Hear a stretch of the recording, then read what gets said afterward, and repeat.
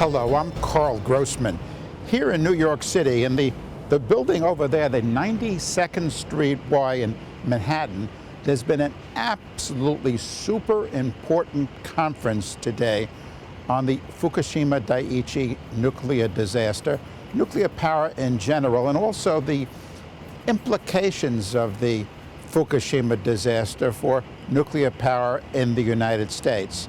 Now I'm going to introduce Ralph Nader, political activist, author, lecturer, and attorney. Mr. Nader was recently named by The Atlantic as one of the 100 most influential figures in American history, one of only 4 living people to be so honored. He has launched 2 major presidential campaigns and founded or organized more than 100 civic organizations. Mr. Nader's groups have made an impact on tax reform, atomic power regulation, the tobacco industry, clean air and water, food safety, access to healthcare, civil rights, congressional ethics, and much more. He was an early opponent of the nuclear industry starting in 1972 and was co-author of Menace of Atomic Energy. In 1955, Mr. Nader received a Bachelor of Arts magna cum laude from Princeton University, and in 1958 he received an LLB with distinction from Harvard University. In his career as a consumer advocate, he founded many organizations, including the Center for the Study of Responsive Law, the Public Interest Research Group, which my daughter had the great pleasure of working for this summer, the Center for Auto Safety, Public Citizen, Clean Water Action Project, the Disability Rights Center, the Pension Rights Center, the Project for Corporate Responsibility, and the Multinational Monitor. Ladies and gentlemen, Ralph Nader.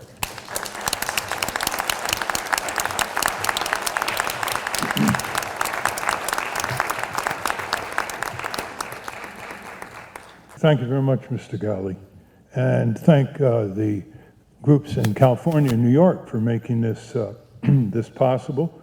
And I understand they're going to Boston tomorrow. I want to thank the former Prime Minister of Japan, Mr. Naoto Kan, for coming here. And I hope that he will tour the world in order to radiate the lessons of Fukushima in a benign manner in order to stop the expansion of atomic energy, which is now moving heavily via its promoters into the developing world, where the safeguards, unfortunately, are even lower. And to Dr. Gregory Jasko, I can only say that Senator Markey would be proud of you. Arnie Gunderson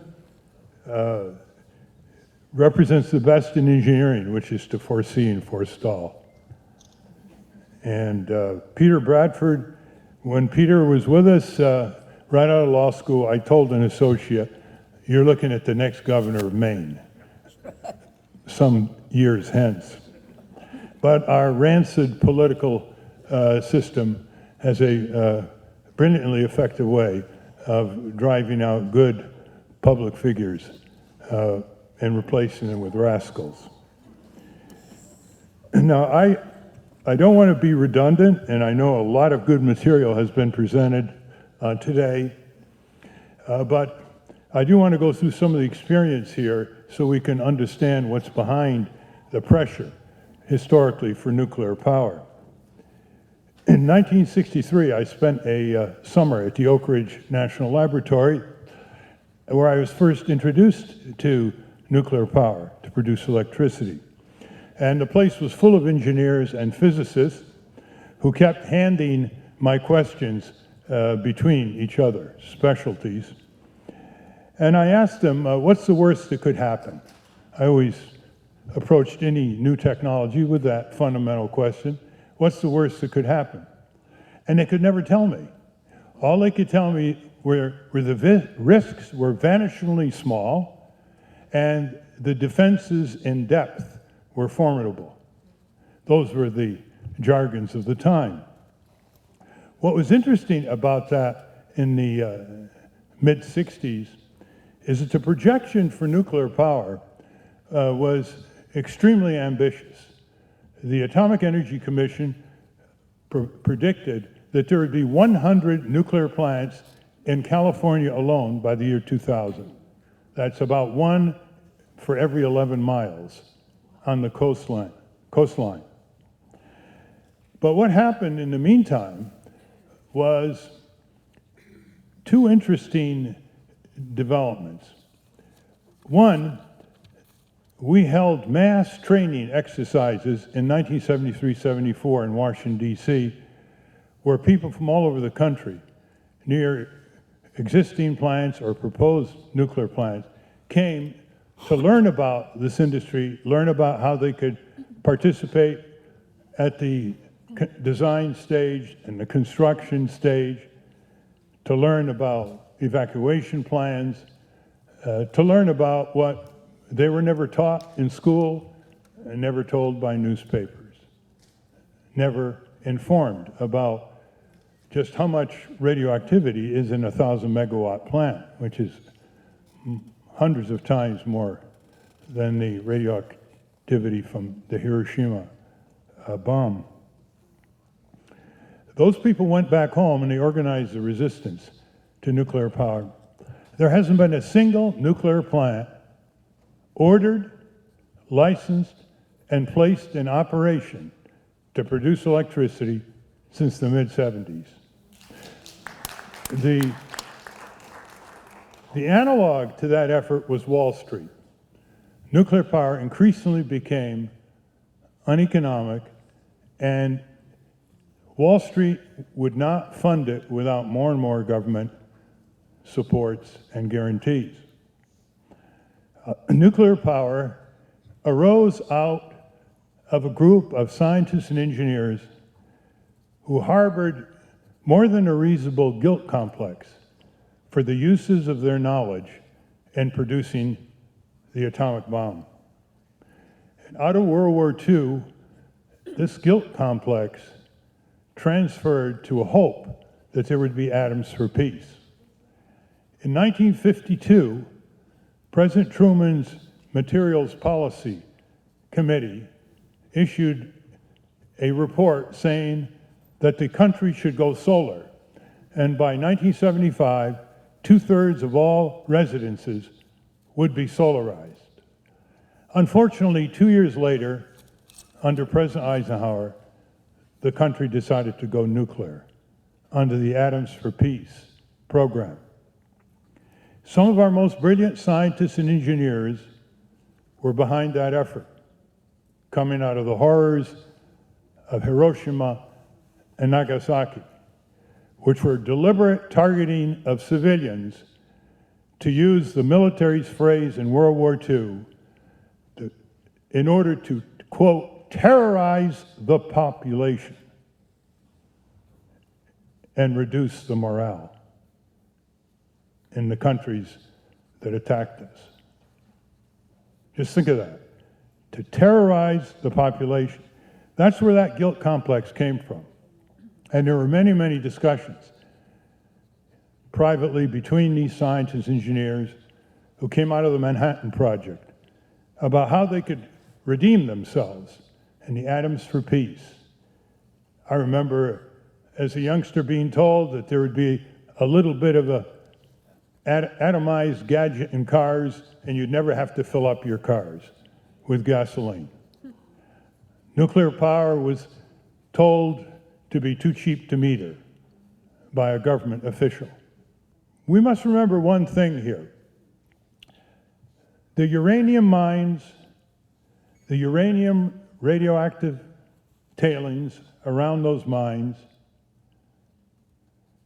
the development of the fuel rods, the transportation to the location where the nuclear plant is, the creation of these nuclear plants with enormous complexities, the production of radioactive waste, which still do not have a permanent waste disposal, and all the problems appurtenant to a deadly substance that had to be 100% controlled. 99% is not enough. It was a technology that had one bite of the apple. All of this and the storage for tens of thousands of years of radioactive waste had one purpose: to boil water, to produce steam, or other reactor designs to produce heat. Now, the question that was very rarely asked in secret congressional hearings was, aren't there other ways to boil water without all the continuum of risk involved in the nuclear fuel cycle? It's often said that nuclear power is needed because of the climate change. Number one, you need a lot of coal to burn to enrich the uranium. That's often not mentioned. Number two, as Amory Lovins has said repeatedly, if you take the investment in nuclear and put it in solar, renewable, other forms of renewable and conservation, you'd get far more BTUs, far more efficiently, far more safely, and far more benignly for climate change.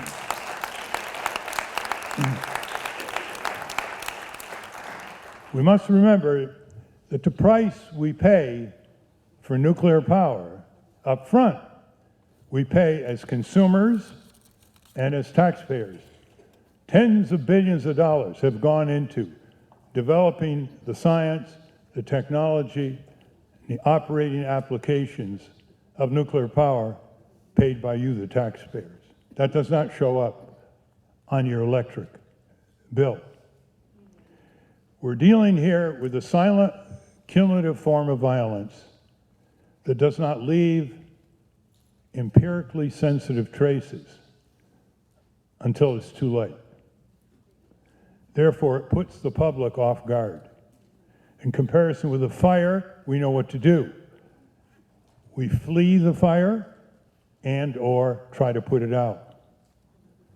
The silent violence of radioactivity does not provoke the sensory responses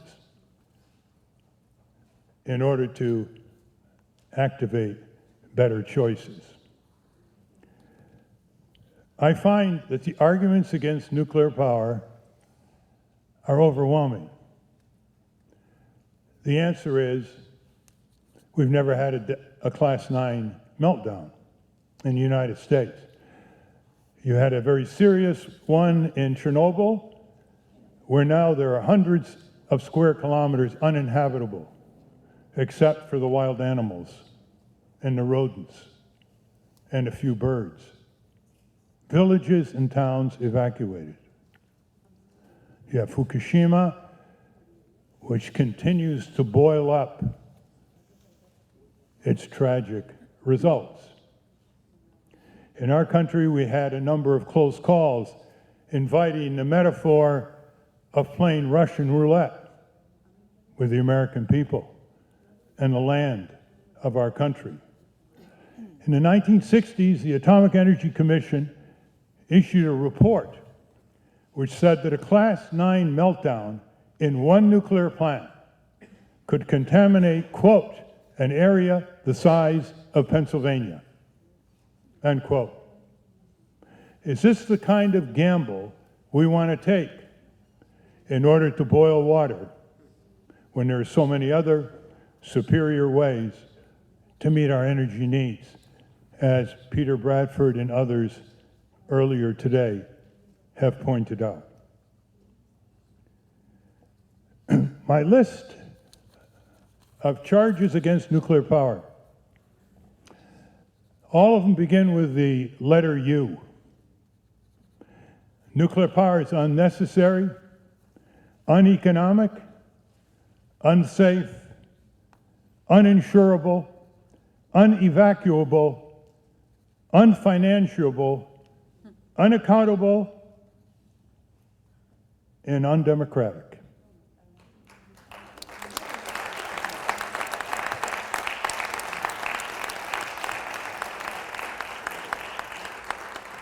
It's unnecessary because It is not a matter of nuclear power or coal. It's a matter of nuclear power or the horrendously wonderful opportunities for conservation.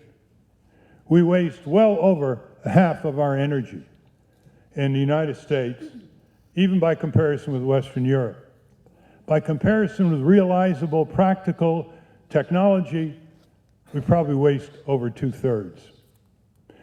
A megawatt you do not waste is a megawatt you do not have to produce.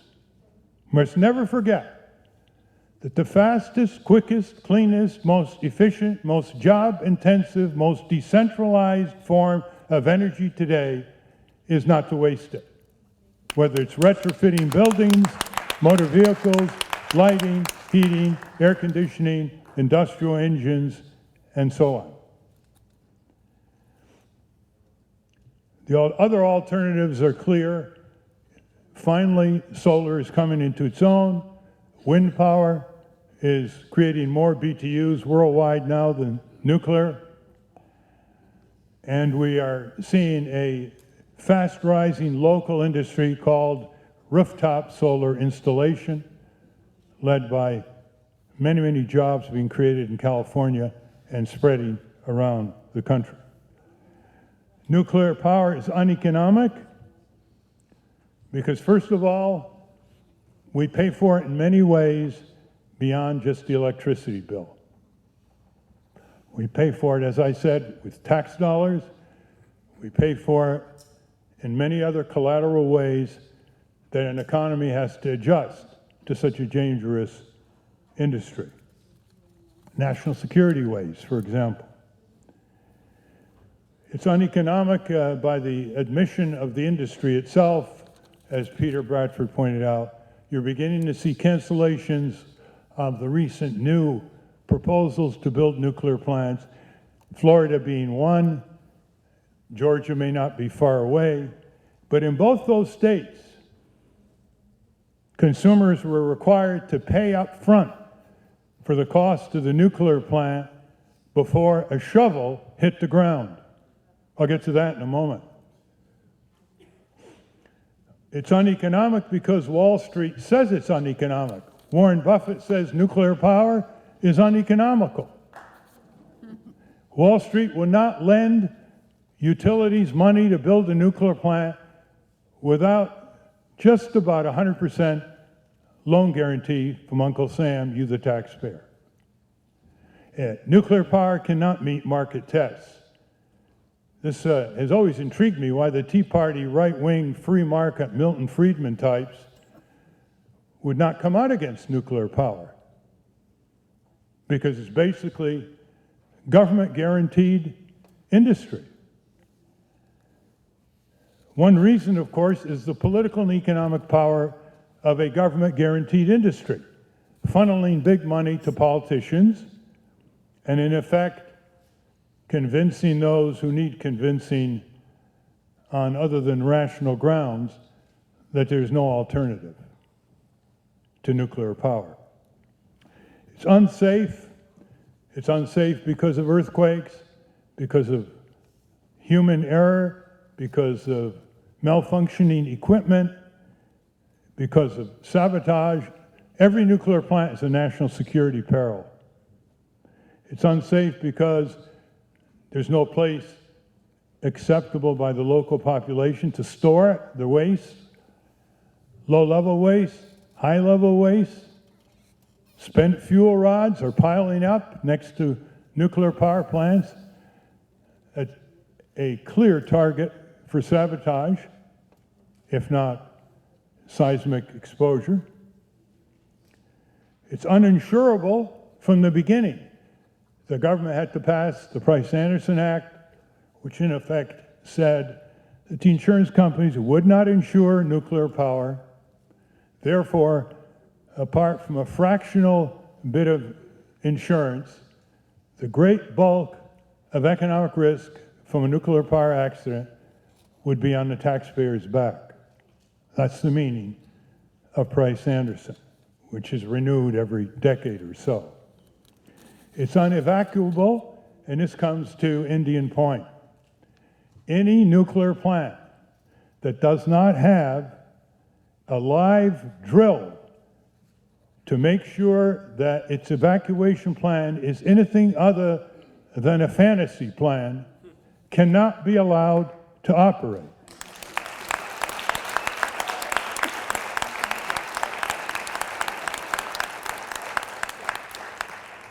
Indian Point is 30 miles or so north of Manhattan, much closer to New York City than Fukushima is to Tokyo. There is no practical evacuation plan that could work in that area. Not just 10 miles out, 20, 30 miles, 50 miles, you have 19 million people. People can hardly get out of New York City at rush hour time. Can anybody credibly present a scenario where, given our transportation lockups and the density of population and the panic that would occur and the lack of any drills, the lack of any practice other than paper models, that area around Indian Point can be evacuated? Above all, it's an undemocratic technology. It was born in secrecy. It grew to prevalence in secrecy. It had severe restrictions on local participation in the design and construction stage. In recent years, the restrictions were even more pronounced. Now you just have one avenue of challenge. They combined the two. The industry working overtime to keep the people out, to shut them out from the process of putting a plant where they live, work, and raise their children. This is an inherently coercive technology promoted by a secular religion, nuclearism. It's coercive of taxpayers who are forced to guarantee the plants. It's coercive of ratepayers who are forced to front load the cost of the plants. And it's coercive of the citizenry who have very little voice in foreseeing and forestalling a calamity. As the orders dry up in the developed nations, the industry's salespeople are pushing into countries that are developing rapidly, but have less of an infrastructure, and thereby a much higher risk of disaster. Even in the United Arab Emirates, where the sunlight is unsurpassed, where there is oil and gas all around, the country has cut a deal with a South Korean firm, $40 billion deal for multiple power plants. This company is subcontracting to US and European contractors. And the United Arab Emirates is the size of Maine.